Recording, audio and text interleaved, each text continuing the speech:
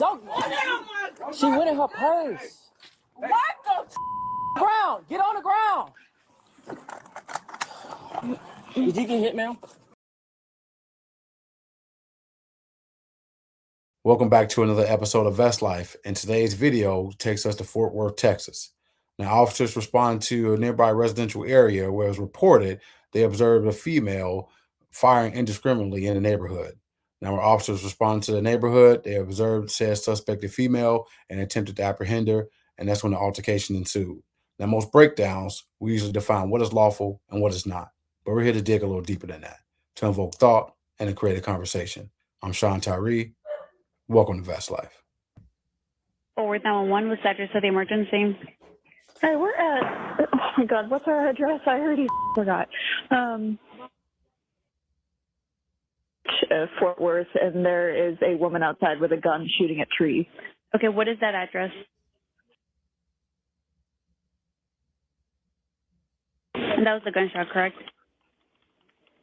Yes. Okay, give me 1 second. And she's just shooting in the... Yeah, we're in a residential lot. She just shot at our front tree, and now she's walking down towards our neighbor's house. Okay, the female, is she black, white, Hispanic, or Asian? She's black. She looks about like she's 5'6". She's got her hair in a ponytail. She's wearing a bright pink top and shorts. I don't think she's wearing shoes. What color shorts are you able to see? Gray. Gray shorts? Yes. Oh. Is she threatening anyone? No, she's just walking around smiling, and we thought we heard fireworks from our backyard, but evidently they were 2 gunshots previously to this. Okay. My boyfriend says she might actually be one of our neighbors. He says he's seen her before, and it's a family of children.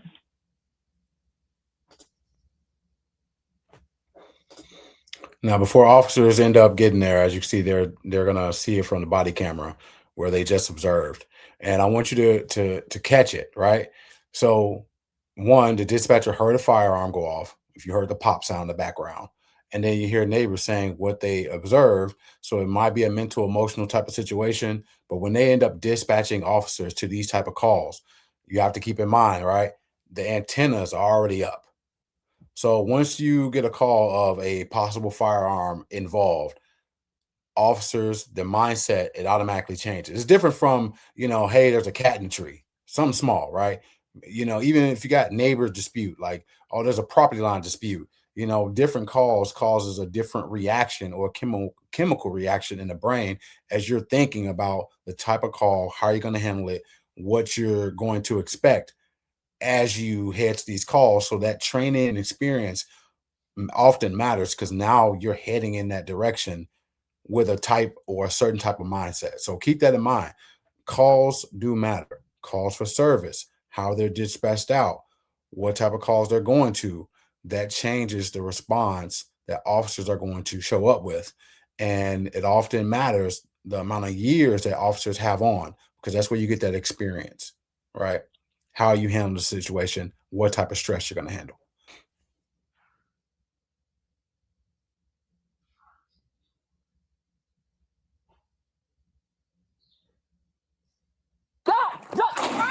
Don't. She went in her purse. What the ground? Get on the ground. Did you get hit, ma'am?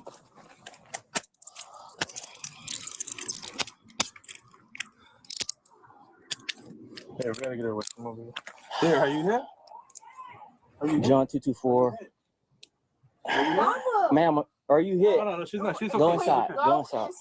Yeah, let's no. Call your dad. We got shots fired over her here.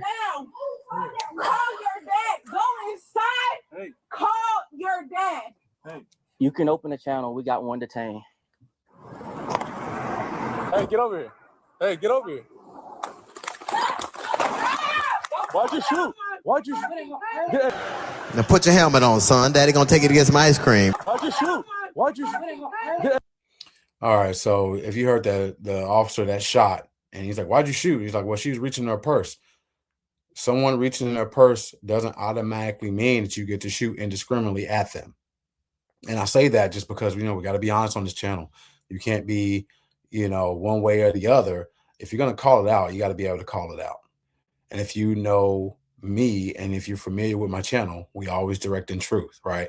So when you get these type of situations, you'll be amazed at once you get a description, depending on how much time goes by, when they say the hair is in a bun and a pink top. All right, blanket or very blanket, pretty much descriptions, right? And you'll be amazed at that when officers get in the area. This is a female that you see here, and you say pink top. A lot of women love to wear pink. Now, she may be the only one out at this time. Who knows? But you have to keep in mind, you see this, you have a probable cause to detain this person on suspicion, but you can't verifiably say this is indeed the person because you weren't there to ID the person who was pretty much giving dispatch the information, unless you get them and say, yeah, this is the exact person that I saw.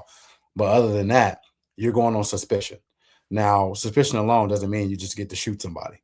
You got to understand that. In law enforcement, suspicion alone doesn't mean you get to shoot somebody. Now, their actions dictate it. In the case of this action, them reaching in a purse, you don't know what they have. They reaching for keys, reaching for something. And the fact that he didn't give a warning, that's the important fact, right? Where's the threat and a possible consequence if you have that capability, which time allowed them to have. Now, her running towards her home, she already knew. She didn't know if they were officers. Not sure if she looked back, but I'm going to say she did. I'm not going to play the stupid game. You saw officers roll up. Hey, stop. She starts running. He shoots. Now, luckily, no one was hit, to my understanding. So let's finish up and see what happened. Why'd you shoot? Why'd you shoot? Hey, hey. Stop. Get on the ground. Did you get hit, ma'am?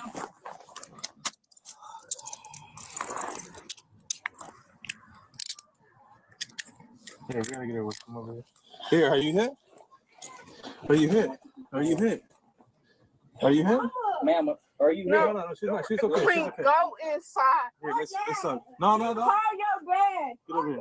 Call your dad right now. Here. Call your dad. Go inside. Hey. Call your dad. Hey. You can open the channel. We got one detained.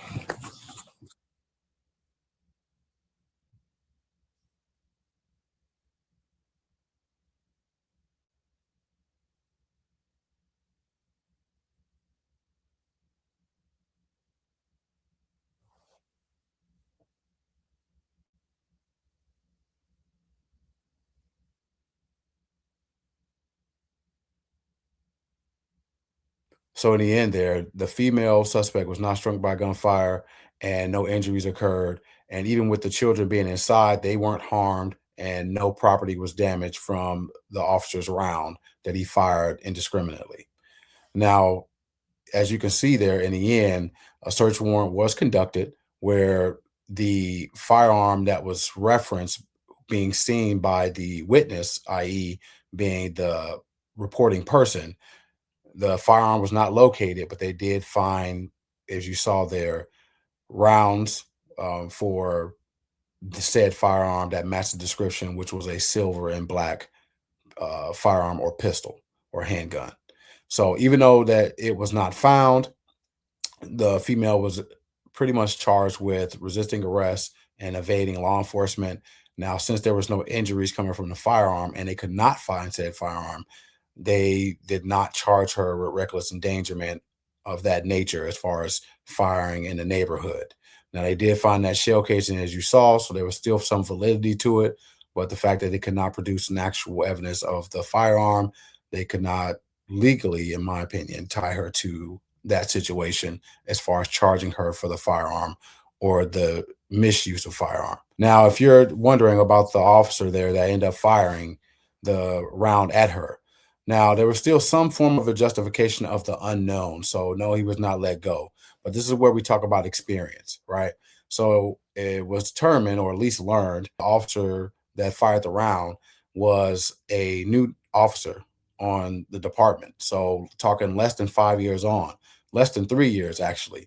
And when you get those type of situations where they're less than 3 years on the department, they're still rookie status, but they're damn near brand new rookie statuses. So 2 years on is not really much time on the road because most agencies they include their time at the academy. So not only once hiring date, so hiring date, time at the academy, which is usually about 6 to 7 months, give or take. And then you go through the field training officer process or the FTO process. And that's another usually about 5 to 6 months, give or take, depending on how well the officer performs on duty during the course of their training program. So you're talking about 1 full year, if you're not including the hiring date, but if you're saying 1 full year of non-police actual experience. And by that, that means like actually going out, making contact with people, understanding people's demeanor. That takes time to grow into it. So when you hear people say, oh man, they're a veteran officer, this is what it means. New officers, just like when you go to any field, any job, when you're new, you can see how new they are. Experience does matter. And then usually you get someone that's been on for like 10 plus years, how they see a situation really dictates from the experience. As you can see, the officer Chase, when he was chasing the female around the car, he did not have his gun drawn because there's a level of security that you can see, okay, this is not an actual potential threat as of yet. And with the newer officer that was on, you can see the potential mentality. And you mean what I mean by that? So that mentality, when he first pulled up, he already had his gun drawn, right? If I already saw that, that lets me know your mentality is already at a heightened state and you haven't had much time on because as soon as you get there, you have no idea what you got. Nobody's injured, right? It's not active. Nobody's actively shooting at the time of the arrival. All that dictates how you respond and how you handle a situation.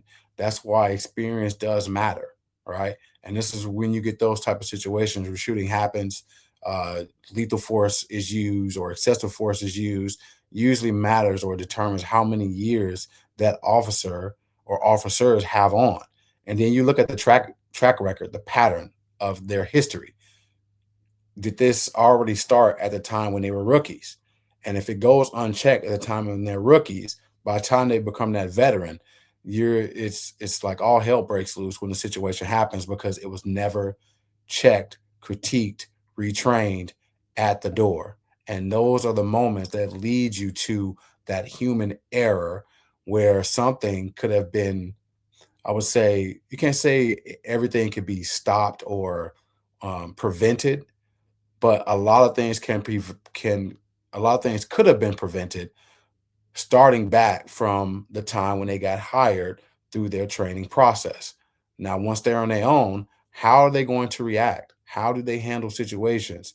And as you can see with this officer, he fired indiscriminately, and you have to keep in mind of those unknowns.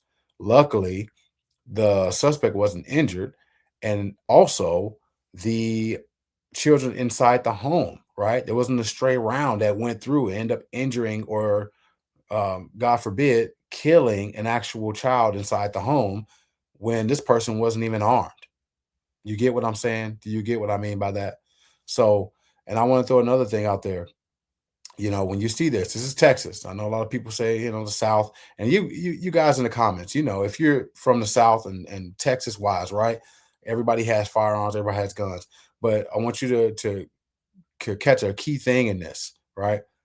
What did the suspect do?